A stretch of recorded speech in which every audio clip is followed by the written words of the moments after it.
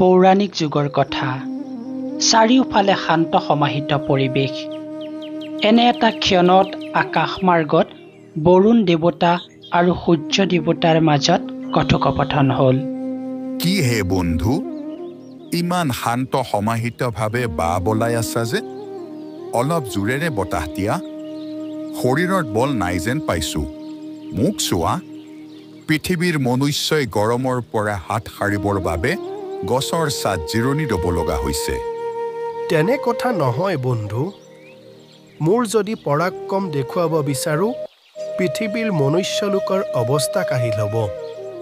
সেয়েহে শান্ত সমাহিতভাৱে বা বলাই আছোঁ। হয় নেকি? হ'লেও তোমাতকৈ মোৰ পৰাক্ৰম অলপ বেছি। মই যদি মোৰ বল দেখুৱাব যাওঁ, সকলো পুৰি ছাই হৈ যাব, বুজিছা? তুমি ক'লেই হ'বনে? মই যদি পৰাক্ৰম দেখুৱাব যাওঁ, পৃথিৱী ধূলিৰ লগত মিহলি হৈ যাব, বুজিছা? তুমি দেখিছোঁ হাৰ মনাবিধৰ ভকতেই নহয়। হ'লেও কওঁ, মোৰ বল আৰু পৰাক্ৰম তোমাতকৈ শতগুণে বেছি বেছি আৰু বেছি। থোৱাহে তোমাৰ পৰাক্ৰম। তুমি ক'লেই মই মানি ল'মনে? প্ৰমাণ দিয়া মোক। হয় নেকি? ব'লা তেন্তে সৌ বৰগছজোপাকে সুধি চাওঁ, আমাৰ ভিতৰত কাৰ বল আৰু পৰাক্ৰম বেছি। তাৰ পিছত বতাহ আৰু বেলি দুয়ো আহি এজোপা বৰগছৰ ওচৰত উপস্থিত হ'লেহি। তাৰ পিছৰ কথা। গছ ককাই, আমাৰ দুয়োজনৰে মাজত কোন বেছি পৰাক্ৰম তাক লৈ বাক বিতণ্ডাৰ সৃষ্টি হৈছে। গতিকে আপুনি নিশ্চিত কৰি দিব লাগে আমাৰ ভিতৰত কাৰ বল আটাইতকৈ বেছি। হয় নেকি? পিছে দুয়োজনে এনেদৰে তৰ্ক বিতৰ্ক কৰিলে কি লাভ হ'ব? তাতোতকৈ দুয়োজনে প্ৰমাণ কৰি চালেই তোমালোকৰ উত্তৰটো ওলাই পৰিব। গছ ককাই, তুমি ঠিকেই কৈছা। আমি প্ৰমাণ কৰি চালেই ভাল হ'ব। এটা কাম কৰা, চোৱা, এজন বাটৰুৱাই গাত এখন এৰী চাদৰ লৈ এইফালেই আহি আছে। তোমালোকে এটা কাম কৰা, যিজনেই তেওঁৰ গাৰ পৰা কাপোৰখন গুচাব পাৰিবা, তেওঁৱেই বেছি বলৱান বুলি বুজি পাম। হয়, তেনেহ'লে আমি আৰম্ভ কৰোঁ।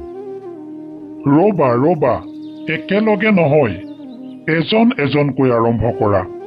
প্ৰথমে বতাহ, তুমিয়ে আৰম্ভ কৰা। বৰগছজোপাৰ কথা শুনি দুয়োজনে নিজৰ নিজৰ পৰাক্ৰম দেখুৱাবৰ বাবে যো-জা কৰিলে। প্ৰথমতে বতাহে নিজৰ পৰাক্ৰম দেখুৱাবলৈ জোৰেৰে বতাহ বলিবলৈ ধৰিলে। ক্ষন্তেকতে প্ৰচণ্ড বতাহ বলা দেখি বাটৰুৱাজন অবাক হৈ পৰিল। কৃষ্ণ কৃষ্ণ, হে হৰি, ক্ষন্তেকতে কি পৰিস্থিতিৰ সৃষ্টি কৰিলা প্ৰভু? বতাহজাক ইমান জোৰেৰে বলিছে, এৰী চাদৰখন ভালকৈ মেৰিয়াই লওঁ। তাৰ পিছত বতাহৰ জোৰ যিমানেই বাঢ়ি যাব ধৰিলে, বাটৰুৱাজনে সিমানেই এৰী চাদৰখন টানকৈ গাত মেৰিয়াই ল'ব ধৰিলে। এনেদৰে বহুত সময় বতাহ বলাৰ পিছত যেতিয়া বাটৰুৱাজনৰ গাৰ পৰা চাদৰখন এৰুৱাব নোৱাৰিলে, তেতিয়া বতাহে ক'লে, মোৰ দ্বাৰা আৰু নহ'ব। মোৰ সমস্ত শক্তি প্ৰয়োগ কৰিও বাটৰুৱাজনৰ গাৰ পৰা চাদৰখন আঁতৰাব নোৱাৰিলোঁ। বন্ধু, এইবাৰ তোমাৰ পাল, তুমিয়ে চেষ্টা কৰি চোৱা। ঠিক আছে বন্ধু, এইবাৰ ময়ে চেষ্টা কৰি চাওঁ। এইবুলি বেলিয়ে নিজৰ উত্তাপ বঢ়াই গৰম তাপ দিবলৈ ধৰিলে। উৎকট গৰমৰ উত্তাপত পৃথিৱীৰ স্থবিৰ হৈ পৰিল। কিহে পালে আজি? হে ভগৱান, কি লীলা দেখুৱাইছা প্ৰভু? ইমান গৰম, অসহ্য লাগিছে। কাপোৰ কানি খুলি গছজোপাৰ তলতে অলপ জিৰণি লওঁ।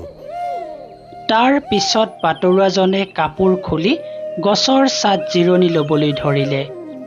তাকে দেখি বেলিয়ে বতাহক ক'লে, দেখিলা বন্ধু মোৰ পৰাক্ৰম? ব'লা এতিয়া গছ ককাইৰ ওচৰত গৈ তুমি স্বীকাৰ কৰিব লাগিব যে মোৰ বল তোমাতকৈ বেছি। তাৰ পিছত বতাহ আৰু বেলি দুয়ো লগ হৈ বৰগছজোপাৰ ওচৰত উপস্থিত হলেহি। তাৰ পিছত বতাহে ক'লে, গছ ককাই, মই হাৰিলোঁ। মোৰ সমস্ত শক্তি প্ৰয়োগ কৰিও বাটৰুৱাজনৰ গাৰ পৰা চাদৰখন গুচাব নোৱাৰিলোঁ। কিন্তু বেলিয়ে অলপ চেষ্টা কৰিয়েই সেই কাম কৰি তুলিলে। গতিকে তেওঁ মোতকৈ বেছি বলৱান। মই এই কথা স্বীকাৰ কৰিছোঁ। বেলি, যদিও তুমি জিকিলা, অন্য পৰিস্থিতিত বতাহো জিকিব পাৰে। প্ৰকৃততে নিজ নিজ কামত সকলো ডাঙৰ। এই জীৱ জগতত বেলিৰ যিমান প্ৰয়োজন, বতাহৰো সিমানেই প্ৰয়োজন। গতিকে তৰ্ক বিতৰ্ক ত্যাগ কৰি নিজ নিজ কৰ্তব্যত ধ্যান দিয়াগৈ। তাৰ পিছত বতাহ আৰু বেলি বৰগছজোপাৰ ওচৰৰ পৰা বিদায় লৈ বন্ধুত্বৰ এনাজৰীৰে বান্ধ খাই নিজ কৰ্তব্য পালন কৰিবলৈ ধৰিলে। যাৰ ফলশ্ৰুতিত পৃথিৱী সুন্দৰ ফুলে ফলে জাতিষ্কাৰ হৈ পৰিল।